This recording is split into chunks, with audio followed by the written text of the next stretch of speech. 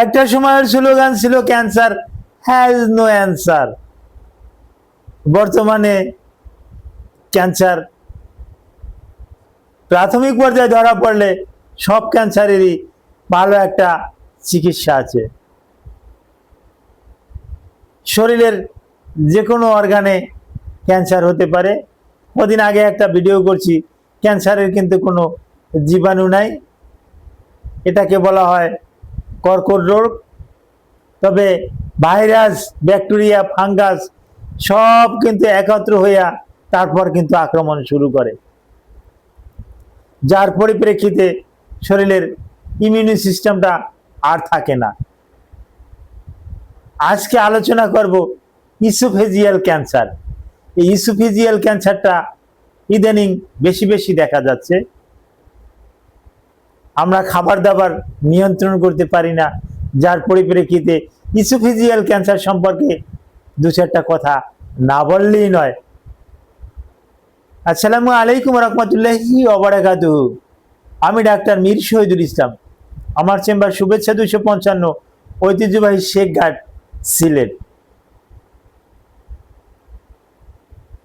জি, আলোচনা করব কষ্টদায়ক একটা ক্যান্সার, ইসোফেজিয়াল ক্যান্সার।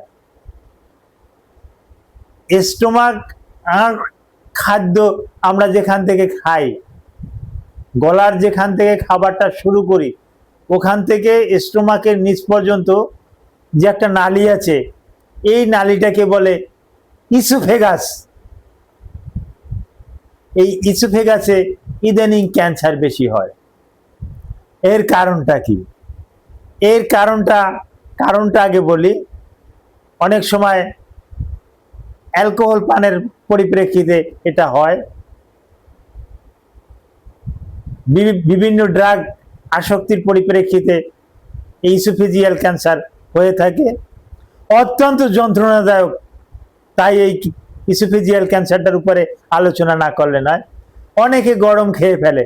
দেখা যাচ্ছে আমার এক বন্ধু একত্রে চা নিচ্ছি, আমি কেবল চা খাওয়া শুরু করছি, উনি চা শুরু করে বলে আমি আর একটা খাবো।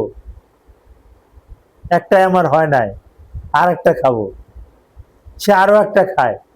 এত গরম যে খায়, এই গরমে কিন্তু এই ইসোফেগাসের কিছু স্কিন লস হয়, ওখান থেকে কিন্তু ক্যান্সারের কিন্তু উৎপত্তি। আবার কেউ কেউ আছে, যেমন আমার কথা দিয়েই বলি, একটু গ্লাসে ঠান্ডা পানি খাওয়ার কথা কল্পনাও করি না, কেন ঠান্ডা খাবো।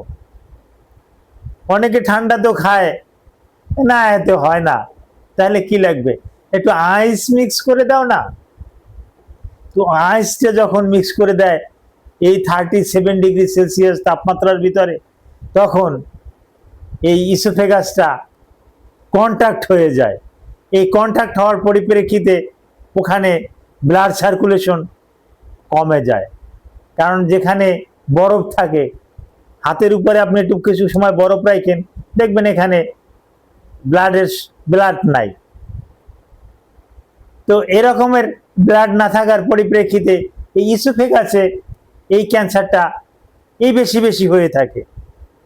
তো হ্যাঁ, যেভাবেই হোক না কেন, ইসোফেজিয়াল ক্যান্সারও সম্পূর্ণরূপে ভালো হয়। এন্ডোস্কোপির মাধ্যমে এটা কনফার্ম হওয়া যায়, এবং কনফার্ম হওয়ার পর অবশ্যই আপনি একজন ক্যান্সার বিশেষজ্ঞ অনকোলজিস্টের সাথে যোগাযোগ করে চিকিৎসা করিয়ে নেবেন। Thank you all.